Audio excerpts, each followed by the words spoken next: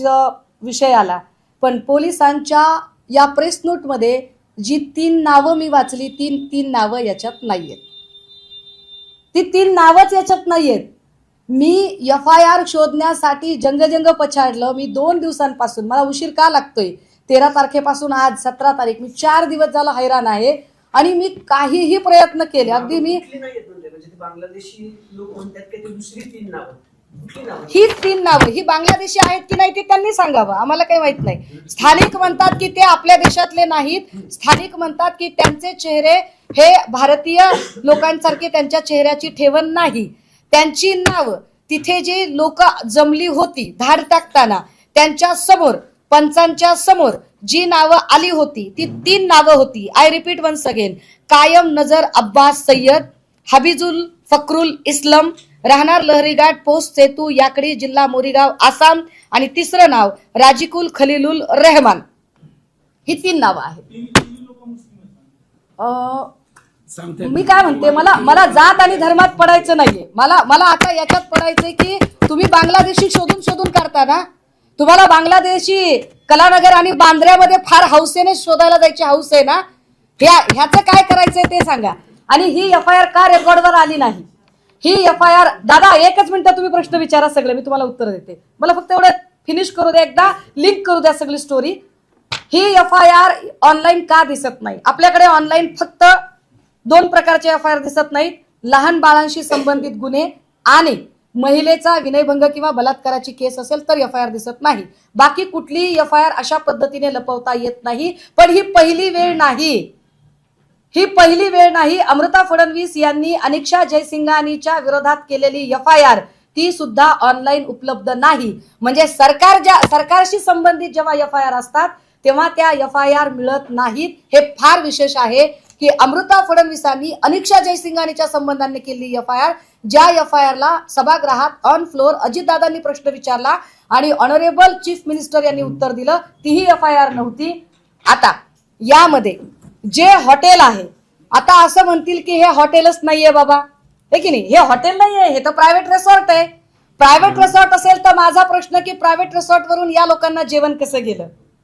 आणि जर हॉटेल आहे तर हॉटेलशी संबंधित पुन्हा मला अजून काही प्रश्न विचारायचे आहेत. हॉटेलशी संबंधित, आता हे हॉटेलच आहे, हे कमर्शियल हॉटेल आहे, हे मी आपल्याला सांगू शकते. ते असं की या हॉटेलचं नाव हे हॉटेल तेज यश असं आहे. तेज यश कोण आहेत बरं? तर तेज आणि यश ही प्रकाश शिंदे यांची 2 मुलं आहेत.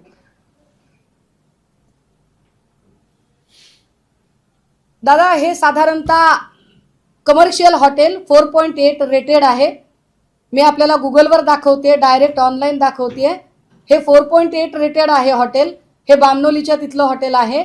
विशेष याला जर तुम्ही इकडे व्हॉट्सअप मध्ये जर गेलात तर याला तुम्ही वेबसाईट तर चेक करू शकता, पण तुम्ही याला व्हॉट्सअपवर जाऊन तुम्ही याच्यात बुकिंगही करू शकता. हे कमर्शियल हॉटेल आहे. हे बघा, हे ह्याचं कार्ड आलं याच्यामध्ये, ठीक आहे. आता तुम्ही म्हणाल की कमर्शियल हॉटेल आहे तर इतकं काय त्याच्यामध्ये? हॉटेल आहे कळलं ना, का सांगताय तुम्ही आम्हाला? मी ते यासाठी सांगितलं पाहिजे की ही साधारण MSRDC विशेष प्राधिकरणची कॉपी आहे माझ्या हातात. या विशेष प्राधिकरण कॉपीने काही आक्षेप घेतलेले आहेत की तिथे त्यांच्या परमिशन शिवाय कुठलीही कमर्शियल प्रॉपर्टी तयार करता येत नाही. आणि हा आक्षेप हॉटेल तेज यशवर घेतलेला आहे. हॉटेल तेज यशवर हा आक्षेप का घेतला त्याचं अजून एक कारण मी आपल्याला सांगितलं पाहिजे. एक दुसरा कागद, त्याचं मी अजून एक आपल्याला कारण सांगितलं पाहिजे की यामध्ये विशेष कोयना धरणाच्या परिक्षेत्रामध्ये किमान 75 मीटर अंतरापर्यंत तिथे कुठलेही बांधकाम करता येत नाही. असं असताना सुद्धा फक्त 5 मीटर अंतरावर हे बांधकाम केलं गेलं. नाही, कॉपी आहे, रूल आहे त्याच्यामध्ये. तर फक्त 5 मीटरच्या अंतरावर हे बांधकाम केलं गेलं. आता जर 5 मीटरच्या अंतरावर जर तुम्ही बांधकाम केलेलं आहे तर काय याच्यावर आक्षेप घेतले गेले? त्याचं काय केलं? एकाही अभियंत्याने यावर आक्षेप घेतला नाही. हे प्रिव्हिलेज कुणाला दिले गेले? हे प्रिव्हिलेज प्रकाश शिंदेला मिळाले. 115 कोटीचं ड्रग जिथे सापडतं आणि ज्याच्या जागेशी संबंधित गोष्टी आहेत त्याच्यावर काहीच कारवाई होत नाही, त्याचा उल्लेख सुद्धा येत नाही, त्याच्यावर चर्चा केली जात नाही. तुषार दोषी असं सांगतात की प्रकाश शिंदे हा दुसराच कुणीतरी माणूस आहे. तुम्ही म्हणाल तुमच्याकडे काय पुरावा आहे, मी तर तुम्हाला 7/12 पण दाखवली हो साहेब, मी सगळंच दाखवलं. मी अजून तुम्हाला काही गोष्टी दाखवते. हा रणजित शिंदे आहे. हा रणजित शिंदे दरेगावचा सरपंच जो हॉटेल चालवत होता, हे श्रीकांत शिंदे त्यांच्यासोबतचा फोटो असणं स्वाभाविक आहे. हा रणजित शिंदे आहे. दरेगावी हेलिकॉप्टर उतरतं उडतं त्यावेळेची सगळी सोय रणजित शिंदे. ठीक आहे. प्रकाश शिंदेची 2 मुलं म्हणजे तेज आणि यश, ही साधारणतः वाढदिवसाला लागलेली एक जाहिरात. म्हणजे मी त्या गावात गेले म्हणून जे काही फोटो मी काढू शकले त्याच्यातले हे बघा. रुद्रांश व दादाला आणि मोठ्या पप्पांना वाढदिवसाच्या हार्दिक शुभेच्छा. शुभेच्छुक कोण आहेत? यश प्रकाश शिंदे, तेजस प्रकाश शिंदे, त्यांचे वाढदिवस, हे सगळे कागद. नाही, मला काय म्हणायचंय, जर डीसीएमचे भाऊ चालवतात की नाही चालवतात ते पोलिसांनी ठरवावं, पण या गोष्टीची FIR पब्लिक का केली नाही? तुषार दोषींनी प्रकाश शिंदे हा माणूस कोण आहे या व्यक्तीची ओळख का लपवून ठेवली? अनेक पत्रकारांनी, पुण्यातले, कोल्हापूरमधले, साताऱ्याचे, मुंबईचे अनेक पत्रकारांनी तुषार दोषींना संपर्क करून प्रकाश शिंदे नेमका कोण आहे याची माहिती घेण्याचा प्रयत्न केला. तेव्हा तुषार दोषींनी माहिती भरकटवण्याचा प्रयत्न का केला? बरं, पुढे ड्रग्ज प्रकरणातले हे आरोपी फरार आहेत. काय यावर चर्चा केली जाणार आहे का? महानगरपालिकाचे इलेक्शन तोंडावर आहे. तुम्ही सगळे महानगरपालिका फार सुरक्षित आणि अत्यंत चांगल्या वातावरणामध्ये, आम्हाला सुरक्षित हातांमध्ये पालिका द्यायची वगैरे. हे सुरक्षित हात कसे समजायचे की जर गृहमंत्री याची FIR, याचा कॉग्निझन्स का घेतला जात नाही? याची FIR कुठे आहे? FIR झाली की नाही झाली? आत्मजी सावंत यांच्यावर दबाव आलेला आहे का? आत्मजी सावंत त्याच्यानंतर PI आत्मजी सावंत ज्यांनी रेड केली होती ते याच्यानंतर काहीही बोललेले नाहीत. अशी कुठे प्रेस नोट असू शकते का की ज्या प्रेस नोट मध्ये काही तपशीलच नाही दिलेले? अरे मग घेतली तरी कशाला? प्रेस नोट घेतली कशाला? तुम्ही पत्रकार परिषद घेतली कशाला आणि कारवाई तरी कशाला केली? म्हणजे याचा अर्थ कारवाई करायला गेले होते पण त्यांना कल्पनाच नव्हती की पुढे काय वाढून ठेवलेलं आहे, आणि नंतर मात्र त्यांनी या सगळ्यातनं वॉकआउट करायचा प्रयत्न केला का? मी जरा पोलिसांची प्रेस नोट पुन्हा एकदा वाचून दाखवू का?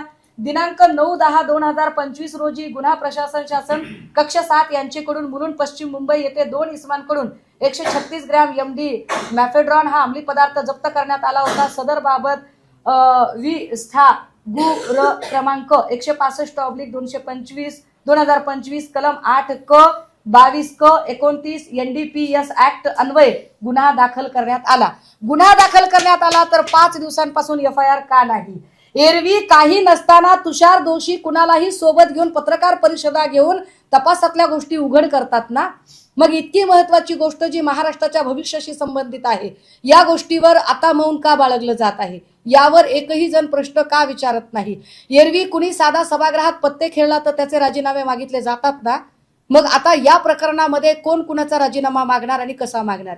किरीट सोमय्या, नितीश राणे, कंगना राणावत, नवनीत राणा या सगळ्या लोकांचे रोल काय असतील? कट्टर हिंदुत्ववादी म्हणणाऱ्या लोकांना आता आमचे काही प्रश्न आहेत.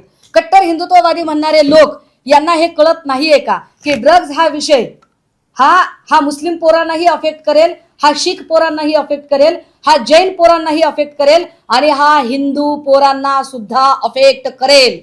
मग तुम्ही जर हिंदूंच्या रक्षणासाठी आहात तर हिंदू पोरं या ड्रगच्या जाळ्यामध्ये जर अडकू शकतात तर तुम्ही यावरती का बरं आतापर्यंत बोलला नाहीत? धरण क्षेत्रापासून 75 मीटर अंतरावरचं बांधकाम करता येत नसताना हे बांधकाम झालं कसं? या परमिशनचं काय करायचं? किरीट सोमय्या बुलडोजर घेऊन जातात ना, किरीट सोमय्या हातोडा घेऊन फिरतात ना सगळीकडे. किरीट सोमय्याने अनेक वेळेला रत्नागिरीच्या किनाऱ्यावरून हातोडा घेऊन फिरले ना. मग इथे किरीट सोमय्या हातोडा घेऊन जाण्याचा मुहूर्त कधी काढणार आहे? काय ही गोष्ट तुम्हाला उजेडात येऊ द्यायची नव्हती का? तुमच्याकडे म्हणजे मी म्हटलं की हे पक्षीय राजकारणाच्या पलीकडे नेलं पाहिजे, पण निवडणुकांमधला पैसा आणि या ड्रग्ज मधून आलेला पैसा या दोन्हींचा कुठे काही संबंध आहे का? शोधणं काम पोलिसांचं आहे. मी फक्त प्रश्न निर्माण करते आणि मी प्रश्न अत्यंत तार्किक पद्धतीने विचारते. हे तार्किक पद्धतीने विचारलेल्या प्रश्नांची उत्तरं पोलिसांनी दिली पाहिजे. रणजित शिंदे हा शिंदे साहेब मुख्यमंत्री होण्याच्या आधी हा मुंबईत राहत होता. एरवी लोक खेड्यातून शहराकडे जातात. रणजित शिंदे हा एकनाथ शिंदे मुख्यमंत्री झाल्यानंतर शहराकडून खेड्याकडे का गेला? लॉजिक आहे की का तो खेड्याकडे गेला, त्याचं एवढं असं काय अडलेलं होतं? कितीतरी गोष्टी. हे तेजस हॉटेल अनाधिकृत आहे, या जागेचा एनए नाहीये, या जागेच्या संबंधाने ऑब्जेक्शन्स आहेत. या ऑब्जेक्शन्सवर आता संबंधित मग हे नगर विकास खातं वगैरे हे सगळं कशासाठी वापरलं गेलं? हे प्रिव्हिलेज कुणाचे आहेत? हे प्रिव्हिलेज कुणाला मिळालेले आहेत? या सगळ्यांमध्ये नेमका 75 लाखाचा जो रस्ता झालेला आहे, जो 1200 मीटरचा रस्ता आहे, तुम्ही त्या रस्त्याला मी तुम्हाला घेऊन जायला तयार आहे. कारण त्या गावातला एक एक रस्ता, एक एक गल्ली काल मी बघितली आहे. मी जाताना काही पत्रकारांशी बोलायचा प्रयत्न केला होता, तेव्हा अनेक पत्रकारांनी ही गोष्ट ताई वर्कआउट होऊ शकत नाही असं सांगितलं. मला असं वाटलं की तरीही मी गेलो पाहिजे. मला कल्पना नाही की आता जे काही मी बोलते हे किती ठिकाणी ऑनलाईन दिसत असेल, किती ठिकाणी ऑन एअर गेलं असेल, आय डोंट नो. परंतु ही गोष्ट तितकीच महत्वाची आहे की महाराष्ट्राच्या भविष्याची जर खरंच चिंता असेल आणि लोकशाहीचा चौथा खांब म्हणून आपण सगळ्यांवर माझा विश्वास आहे, आपल्या सगळ्यांबद्दल मला आदर आहे आणि आपण सगळ्यांनी हा विषय उचलला पाहिजे, सांगितला पाहिजे, बोललो पाहिजे की या राज्याच्या उपमुख्यमंत्र्यांच्या भावाच्या हॉटेलचा संदर्भ पोलिसांनी का घेतला होता, काय संबंध होता नेमका. आणि जर ते म्हणतील की 2 प्रकाश शिंदे वेगळे आहेत, तर मी वडिलोपार्जित सातबारा दाखवली, मी सगळ्या प्रकारचे फोटो दाखवले. तुम्ही विकिपीडिया सर्च करा. मी याच्या पलीकडे जाऊन त्याच्या संबंधाने असणारी माहिती की प्रकाश शिंदेची 2 मुलं, त्यांच्या पत्नीचं नाव आय थिंक राजश्री शिंदे आहे. मी एक माहिती व्हेरीफाय करून 4 दिवस त्याच्यावर माथापच्ची केल्यानंतर इथपर्यंत पोहोचले. मला माहित नाही की माझ्या पाठीशी कोण उभे राहील की नाही, परंतु लढणे माझा धर्म आहे. मी लढलं पाहिजे, कारण मी ज्या कॉज साठी राजकारणात आहे ते कॉज जर मी करू शकत नसेल तर थू असेल माझ्या जिंदगीवर. त्यामुळे मी बोललं पाहिजे. हर्षवर्धनजी म्हणाले की कुणीतरी ठाण्याचा माणूस. हर्षवर्धनजी कुणीतरी ठाण्याचा नाही. ठामपणे नाव घ्या, ठामपणे बोला. आपण सगळेजण आपण सत्याग्रही आहोत, आपण सेवा दलाच्या चळवळीतनं आलेलो आहोत. तुम्ही सेवा दलाच्या, मी सेवा दलाच्या चळवळीतनं. मला कल्पना आहे तुम्ही लढणारे आहात, तुम्ही माझ्या पाठीशी उभे राहणारे आहात. पक्षीय राजकारण बाजूला ठेवूया, पण सगळ्या पक्षातल्या लोकांनी या मुद्द्यावर आलं पाहिजे एकत्रित. एकाच वेळेला 3 कोटीची कॅश सापडली त्या ठिकाणी असं काही बघणारे लोक सांगतात. खरं खोटं आम्हाला माहित नाही, खरं खोटं आम्हाला माहित नाही, पण 3 कोटीची कॅश सापडली असं सांगतात. एवढा मोठा ड्रग साठा सापडला असं सांगतात. हे सगळं कसं झालं, काय झालं? इतक्या आडवळणावर, म्हणजे जो रस्ता मी दाखवते किंवा जे मी घाट रस्ता दाखवते की अरे ते किती किती इतक्या आडवळणावर तिकडे कसं काय कोणाचं लक्षच गेलं नाही. पण ती हद्द नेमकी एकनाथ शिंदेचीच कशी काय येते, कशी काय येते. अजूनही रणजित शिंदे फरार कसा होऊ शकतो आणि ओंकार डिगेला ताब्यात घेऊन का सोडून दिलं? MH46 BO 2828 ही गाडी कुणाची आहे? गाडी तुम्ही शोधा.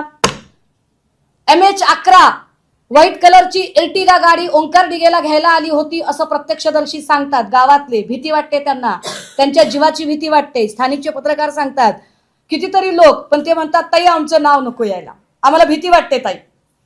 MH11 पांढऱ्या रंगाची एर्टिगा ओंकार डिगेला घ्यायला आली होती. पोलिसांच्या समोर ओंकार डिगे गाडीत बसून गेला असं प्रत्यक्षदर्शी सांगतात.